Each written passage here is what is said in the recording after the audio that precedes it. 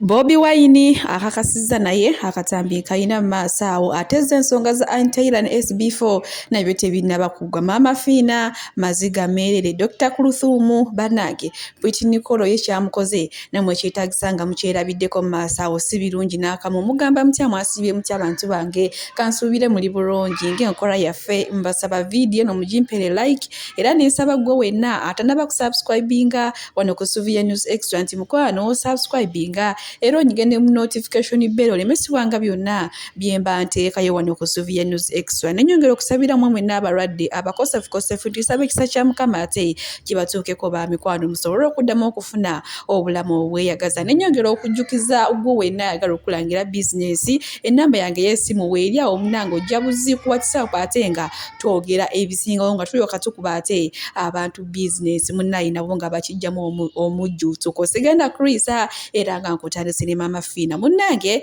akakiiko kagezi ne katuulaawo ku TikTok awo mbadde mpita munnange nengwa bonga bo mpulira abayita mbu bannamukadde ba TikTok wamma boogedde ebiwanvu ebisongovu ebimpimbwa era Maama Phina yasse obufumbo bwa munne simanya yeefulanga amwagala so kumba amuyita bbali wamma boogedde ebintu bingi nnyo nnyo ate nga wano ffe ku Suvia News Extra kibeera kibi okulaba omuntu mukamwa ate nga singa oyo omuntu abeerawo ng'ebigambo yabyeyogeredde era nga bimulumiriza. Kale katubirabe tweyongereyo n'agaleero.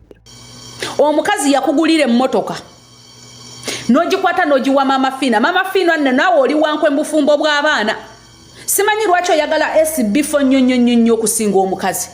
Nze ngamba mu maka g'abantu ababiri ne bw'abeera n'owobeera mukwano kola nnyo mukwano ku mukazi okusinga omusajja. Maama Phina simanyi lwaki olaga nti oyagala nnyo SB4 okusinga omukazi. Sikulabangako lunaku lwe wali okedde n'ogamba leero SB4 njagala nkukyazeeko mu maka gange ng'oli ne mukazi wo. Tubalabe nti leero Ann Taylor yachaddeko mu maka ga Maama Phina nga bali ne SB4 ne bagenda n'obakolerayo ka surprise oba n'obatuuzaawo n'obafumbira ekimere ne bali oyitako SB4. Naawe simanyi lwaki weenyize nnyo ku SB4 ate olaga omwagala nnyo. Bwera Maama Phina yambuuza lwaki tozaala mbone mugamba tukolebwe ate mukazi wo wajja mu kamera ayogera birala byoyogera olimba. Omukazi bwajja yagezaako okwogera ebituufu gwe kulaga nti Maama Phina yabawa oluzaalo ate omukazi mu kamera ayagala tulaga nti Katonda yali asazeewo n'abawa omwana gwe byoyogera tobimanyi. Simanyi lwaki Maama Phina oli wankwe mbufumbo bw'abaana ate nga bonna bato. Tosobola kuŋŋamba nti mukazi we SB4 badde tomumanyi era tosobola kuŋŋamba mbu ebyo byonna byakola n'agula pampa n'aziweereza bannange erinnya kale Ani kubandigattika. Tosobola kuŋŋamba mbu akwata ebintu n'abiweereza Ani nga tomanyi bw'aba mukwano go nfanfe. Nze kati njagala nkuwa example. Nze ndi mukulu nsinga Rama obukulu naye Rama mukwano gwange naye Rama waliwo ebintu bye mugamba mu WhatsApp ne mugamba Rama bino si bya TikTok si bya content ekituufu kiri ABCD era Rama asobola okumbulira n'omukazi gwe yeebaseeko ekiro ne mugamba ekyo kyokola kya butaliiyo. Wokikola mu nsobi togamba nti Just yaŋŋamba wonookifunamu obuzibu ojagamba ekituufu Just yaŋŋamba nze ne neewagula naye mubuulira ekituufu nti byasigala bbi ekituufu kye kino. Gwe kola bintu byo wali ku TikTok content wo naye ekituufu kye kino era n'akitegeera era olumu akomawo n'aŋŋamba mwana Just waŋŋamba naye saakiwulira naye nkirabye nti okirabye nti ye ogwo gwe mukwano mutuufu. Tosobola kuŋŋamba mbu wabadde tomanyi muka SB4 ali ebweru ng'alina olubuto asuuliridde. Ate kati abakyala muyigenza kyovola banjagala nnyo omukazi Fifi the Queen. Fifi the Queen akubuulira ekituufu tozimba musajja. Oyinza okuba temuyina butakkanya naye ekyo ekirabo kye muba muwadde abaana abo laava eyo ey'okuyita ku maama n'ayita ku daddi n'ojja n'ositulako ekyo kyekirabo ky'olina okuwa omwana wo. Kuba bino ebyokusoma bye babalimba mb'omuzadde ekirabo kyawa omwana kwe kumuweerera mukwano babaweeredde oluzungu balwogerera ku bucupa bwa walagi. Nze baganda bange basoma naye nze atasoma ewaffe nze ayina omugaso kuba nategeera nti sisomye kenkole nze ayina omugaso kuba nze ayinamu nti maama yayagala kilo za sukali 5 ezigula kilo emungi naye tewaliwo n'abamala ogamba musooke mulindeko tumale okulaba. Nze ebyo si byogera nkwatirawo mu nsawo. Omuzadde ekirabo ky'owa omwana kukuza mwana wo ng'akulabako. Gwe kankubulokinge mukwano nze omanyi wano nabagamba sinoonya follow. Okiwulidde?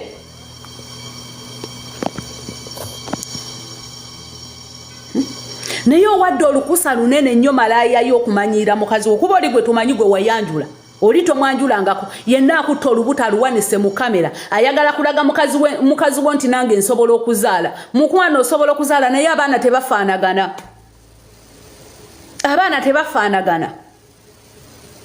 SB4 wa mukazi w'ekitiibwa towa mukisa mukazi w'ebbali kumanyiira mukazi wo kubanga ako kamanyiira kali class ak'omukazi okera ku makya n'agula ebi z'ensonga za SB4media ne Ann Taylor tebinnaba kugwa era nga wenjogera mbu waliyo omukyalo omulala ate eyakazuulibwa w'olubuto n'embungolo olw'olubuto lwa SB4media bannaye kugamba by'ebintu bingi tetunnaba kumanya oba ani ayogera ekituufu oba ani ayogera ebyobulimba kwegamba buli omu yavuddeyo ate yeeyogerera kiki kyabeera ayagala era nga nina mu maaso wano nankyalo ono gw'olaba ate naye alina omugambo omunene nnyo gwali okutokomoka eri SB4media ne Ann Taylor mbu munnange Ann Taylor gwamusinga olw'okulwawo okuzaala kati nebuuza okuzaala kuva eri Katonda so si gwagamba nti oba nze ayanguye oba nze aluddewo ekyo kibeera kuva eri Katonda bw'ati wabeera yakusayirawo nti gojja kulwawo okuzaala oba ojja kwanguwa mu maka go naye maama mbubuzibu munnange bwava ku Ann Taylor kulwawo okuzaala kati munnange SB4media naye n'agamba maama nze n'omusajja ngenda kubeerawo ntya nga siina mwana bwe naye n'asalawo ate agendeko ebbali era yeesalira amagezi ng'omusajja kale katubirabe nabyo batuuse okulaga omukazi omulala ng'alina olubuto wano we tuli teri musajja yenna asobola kubeera na mukazi myaka 6, 3, 8, 9, 10 nga tozaalangako tosesemangako tojjangamuko ku lubuto. SB4media yagala Ann Taylor mu love fit okitegedde SB4media ndi kusaidiye emirundi 10 olaba fenaffe bakadama tubeera ku botimu ne ba boyfriend baffe tugamba nze mpulira sagala kugera nawe mpulira nga ino olubuto nga takwebakanga nako nga takusinkananga nako naye ng'olina idea y'olubuto nti muli mu laavu musobola okwefunisa olubuto tebakitegeera kakati gwanteyira obeere n'omusajja mwaka gumu 2, 3, 4, 5, 6 nga tosasema tojjanga muka ku lubuto ye SB4media yagala abeera atya olaba obeera ozadde musajja mwana asooka owokubiri n'alwawo okuddizibwako era ekiddako bagenda kwenda agenda alaba oba takyazaala alaba omukazi oba amagye gasiridde Ann Taylor wumuza pressure toddamu natukolewo interview bubanne kati watazinze kutukansolinga bw'omusajja n'omuteekera ka giribizi n'atagira mukadde omusajja n'obeera nga okuleka waka kuleka sente za mmere zokka n'atajja kulya lanchi. Stop it. Go weeswaza, go letera ne mujja okuvimba. Go letera mujja okugwamba nga gama namukutte mwina. Okwata otya ensawo ya pampa ng'eva mu UK. Imagine UK ekifo eky'ebbeeyi. Byebya Ann Taylor ne SB4 nga tubyerekerezo manyi munange bagamba ebyabagana tosangayo kikyo bwenti onkufuze butereevu paka wa principal oba omwagala wabanja nti abantu libamukazaako oluvannyuma lw'okulaba Rain wamanga atuukiriza ekigambo kyeyamugamba manyi yali yamugamba principal saawa zonna njagala olabe ekigambo kyange nti kyenjogera sirimba munnanga asanyuse principal n'agamba ekyebuuzibwa ate munnaffe Maulana ye ali kuki asigadde kuki kati simanyi oba ne Maulana naye agenda kubeeyo yungako bwenkozaako eno omwana mulenzi tengerere munnange ono ng'akutte ensi yonna omubabiro kyokka olunaku lw'ejjo famire yavuddeyo neewandika ekyo kibaluwa kyolaba kibakuntumye nga egamba nti abadde manager wa tengetenge takyali manager wabula bo nga bo bye bagenda okutandika okumwekwasaganyiza kyokka agali mu nkuubo gempulira oba ginnaakafunako kigambibwa nti eno famire ya mwana mulenzi ono tengetenge ebadde yamusuula munnange nga kugamba nga wogamba nti awo n'omwana tumuzadde yayina amaaso amanene mbufunze talina kyagenda kugasa ggwanga munnange TikTok awo yajjiranga omwana agulawo ka akawunti awo ng'atandika akanula amaaso ge nga wakola ki nga wagakola kati munnange famire oluvannyuma lw'okulaba nga omwana mulenzi kikutteyo amanyikiddwa ensi yonna ate si kwe kuddamu ne bamuzaala ng'omwana ewaka kale ate bwe tuli mu sayidi ezeeyo mbu bo nga bo bagenda tutandika omwekwasaganyiza era ye manager bambi takyali manager kati simanyi oba mwana mulenzi ono bagenda kuddamu akola videos oba tagenda kudda mu zikola manyi munanga abantu we batyate we bafiiriza bannaawe emikisa nenga bwe tuli mu side ezo bwe mba nkujja eno bannange simanyi like za TikTok kye zigenda okutukola oyo no omukyala mukazi mukulu era ekyewuunyizibwa ayina n'abaana by the way wensooka okulaba ono omukyala ali manyi oba mulalu munansonyiwa okwesa ekigambo ekyo nga manyi oba omutwe gwe tegutegeera kozi nindaka ngende mu akawunti ye ndabe munange nagenda okusanga omukazi ategeera naye simanyi kiki kimulinnya n'atandika neyekoza ebintu ebyo nga woobiraba ayina wakanula amaaso neyerebeza obulago n'akola kikwegamba wamma kyansukako ne bannange layikisi tuzinoonye bulungi kati nze nali mmanyi kyaka munange omutwe gwe guliko ekyo kyamu naati nagenda obyetegereza nga omutwe gukolera ddala kale munange we tuli ku sayidi ezeyo mulenzi omwana muwala olisha kyakola Dr. Kuluthum gwatamumanyi ono omwana muwala yalina akayimba ne David Charo ke bayimba nga kagamba nti yegwe gwenjagala oba yala niru kale awo we kati munanga akayimba bakayimba ye ne David Charo ne mama kyakola Dr. Kuluthum namwe kyetagisa nga mukyerabiddeko mbiina wano maaso ate mu ka video katulira kakati jjajja mukwano kankubuulirireko olina okumanya nti omuntu bw'aba akusingako kubanga nze kyo ekituufu obwongo bwange bukulu nnyo ku myaka gyange era kyobola nga njagala kubuulirirako ensonga ez'abantu abakulu otuleka nga abakulu ne tuzogerako nga bw'otuyise era webale tuwuliriza kati mmwe abaagala obbayita abato ne muzivaamu kubanga zino ensonga ziri sensitive nnyo zikozingira ddala omuntu ofuna obulabe depression and everything eza ku video bwafuluma obw'omuwala Nicole kubanga bwe bwafuluma ate ye najja n'aboogera ebitategeerekeka ebiri off and on kati abiveemu kubanga ate yeeyise muto kati ndabira ddala gye kyava naye ekikulu ennyo kikoze ekinnumye omuntu omukulu ddala bwe batanninaanya naye kugamba nti ndi mukulu ate tanzaalangako ate nze kyennyina okwogera yakyogedde okuliridde yes naye gwogamba nti omuwabula ye dokita obuyigirize bwe buli buki munnange gano amagezi katonda bw'aba agatuwa tegaliiko bitabo tegaliiko kumanyika yagambye n'okugamba tamanyi osobola okubeera ng'olina omuntu gw'omanyi naye nga talina magezi b'otamanyi ffe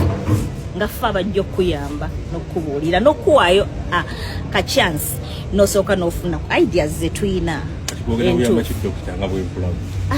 nze sina kyengenda muyamba naye rode namuyambye dda nti namuwadde ku magezi gange nze gwatamanyi